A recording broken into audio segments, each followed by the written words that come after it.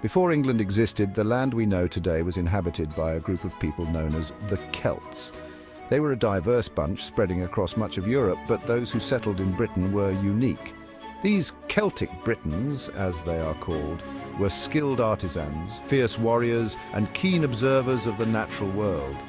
The Celts were split into various tribes, each with its own king or queen, and they often fought amongst themselves. They were a vibrant people with a rich culture. They worshipped many gods and goddesses, and their priests, known as druids, held a position of great power. These druids acted as intermediaries between the people and the gods, performing rituals and offering sacrifices. The Celts were also skilled craftsmen, particularly in metalwork and pottery. They created beautiful jewelry, weapons and tools, and their distinctive artistic style is still admired today. They were deeply connected to nature, and their beliefs and practices reflected this connection. Their lives were intertwined with the rhythms of the seasons, and they held a deep reverence for the forests, rivers, and animals around them. The Celts left an indelible mark on the land that would become England. Their influence can still be seen in place names, archaeological remains, and the echoes of their stories and legends that have survived through the centuries. The Roman Empire, a power-hungry force sweeping across Europe, set its sights on this island nation. In 55 BC, Julius Caesar, the legendary Roman general, led an expedition across the English Channel. The Romans, with their disciplined legions and superior military tactics, landed on the shores of Britain, marking a turning point in the island's history. The Celts, fiercely independent, resisted fiercely. Their warriors, armed with swords and shields, charged into battle with courage and ferocity. They fought bravely, but the Roman military machine proved too powerful. However, Caesar's first attempt at conquest was brief. He returned to Gaul, leaving the Britons to their own devices. However, the Romans were not done. Almost a century later, in 43 AD, Emperor Claudius ordered a full-scale invasion. This time, there would be no turning back. The Roman legions, with their superior organization and weaponry, gradually subdued the Celtic tribes. The Roman conquest of Britain was underway. The Romans established a strong military presence, constructing forts and roads to consolidate their control. They encountered fierce resistance from some Celtic tribes, notably the Iceni queen Boudica, who led a rebellion that came close to driving the Romans back into the sea. Roman rule brought about significant changes to the landscape and culture of Britain. The Romans, renowned for their engineering prowess, constructed a network of roads, forts, and cities that crisscrossed the island. These roads, built for military efficiency, also facilitated trade and communication, connecting distant communities and transforming Britain's infrastructure. One of the most enduring legacies of Roman rule was the establishment of towns and cities. Londinium, present-day London, grew into a thriving commercial centre, while other towns like Eboracum, which is modern-day York, and Verulamium, now St Albans, also flourished under Roman administration. These urban centres became hubs of Roman culture, attracting merchants, artisans, and administrators from across the empire. The Romans introduced their laws, customs, and language, Latin, which influenced the development of the English language. The adoption of Roman ways was not always smooth, and there were uprisings and resistance from the native Britons. However, Roman culture gradually seeped into British life, leaving an enduring mark on the island's identity. The Romans also introduced new technologies and ideas to Britain. They brought with them advanced farming techniques, improving agricultural productivity. They introduced viticulture, and British wines began to be exported to other parts of the empire. The Romans also introduced new forms of entertainment, such as chariot racing and gladiatorial combat, which proved popular among the Britons. By the 4th century AD, the Roman Empire was in decline, facing internal strife and external threats. The legions stationed in Britain were gradually withdrawn to defend the heart of the empire, leaving the island vulnerable. As the Roman grip on Britain loosened, a new wave of invaders began to arrive on its shores. From across the North Sea came the Saxons, Angles, Jutes, and other Germanic tribes, seeking new lands and opportunities.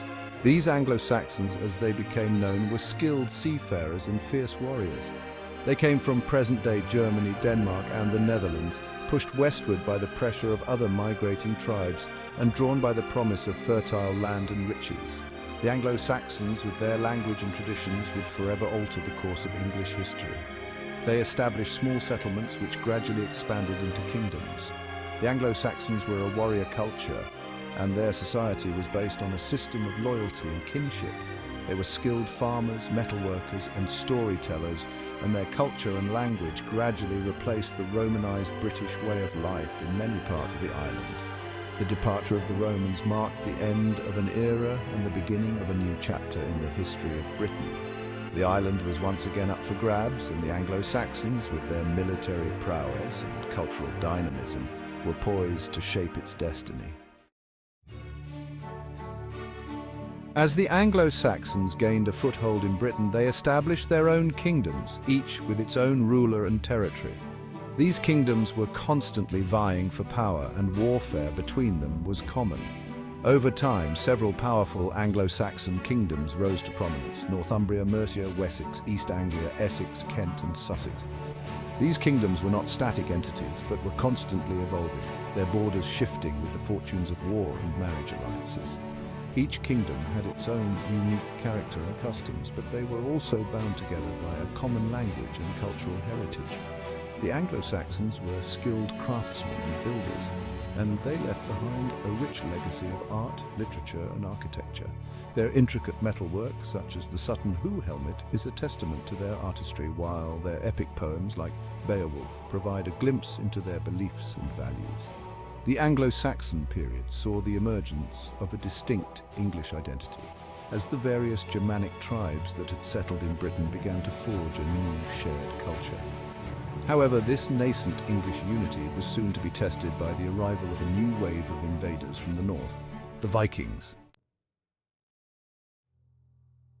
Just as the Anglo-Saxons had done centuries earlier, a new force arrived on the shores of Britain, the Vikings. Sailing from Scandinavia, the Vikings were renowned for their seafaring skills, their longships capable of navigating both rivers and open seas. They were not only fearsome warriors, but also skilled traders and explorers.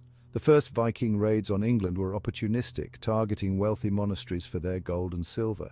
These raids were swift and brutal, leaving a trail of destruction in their wake. However, the Vikings soon realized the potential of England as a land to conquer and settle. Their arrival marked a new chapter of violence and upheaval in the history of England. The Anglo-Saxon kingdoms, once vying for dominance amongst themselves, now faced a common enemy. The Vikings, with their superior military tactics and ruthless efficiency, posed a serious threat to the Anglo-Saxon way of life. The Vikings' impact on England was profound. They established settlements and trading posts, influencing the English language, culture, and even the genetic makeup of the population. Their presence would forever alter the political landscape of England, paving the way for the emergence of a unified English kingdom. In the face of the Viking onslaught, one Anglo-Saxon king rose to prominence as a beacon of resistance: Alfred, King of Wessex. Alfred, who would later be known as Alfred the Great, was a remarkable figure, a skilled military leader, a wise administrator, and a patron of learning. Alfred's reign began in turmoil. In 871 AD, he faced a massive Viking invasion led by the legendary Viking warlord Guthrum. Despite early setbacks and near defeat, Alfred rallied his forces, inspiring his people to fight for their land and their way of life. In a legendary victory at the Battle of Edington in 878 AD, Alfred's forces routed the Vikings, forcing Guthrum to sue for peace. This victory was a turning point in the struggle against the Vikings, securing the survival of Wessex and earning Alfred a place in history as a symbol of English resilience. Alfred was not content with simply defending his kingdom. He understood that to defeat the Vikings, he needed to strengthen Wessex militarily and culturally. He reformed the army, built a network of fortified towns, and commissioned the construction of a new fleet of ships to challenge the Vikings at sea. The Treaty of Wedmore, signed by Alfred and Guthrum, divided England into two: Wessex under Alfred's rule and the Dane Law, ruled by the Vikings. This division, while acknowledging the Vikings' presence, also sowed the seeds for the eventual unification of England. The Dane Law, encompassing much of eastern and northern England, was a testament to the Vikings' impact on English society. The Vikings, while fierce warriors, were also adaptable settlers. They brought with them their own laws, customs, and language, which blended with those of the Anglo-Saxons. This cultural fusion, evident in place names, archaeological finds, and even the English language, enriched the tapestry of English identity. Words like berserk, skull, and knife have their roots in Old Norse, the language of the Vikings. The Dane Law, while a reminder of Viking power, also became a catalyst for the emergence of a more cohesive English identity. The division between Wessex and the Dane Law was not absolute.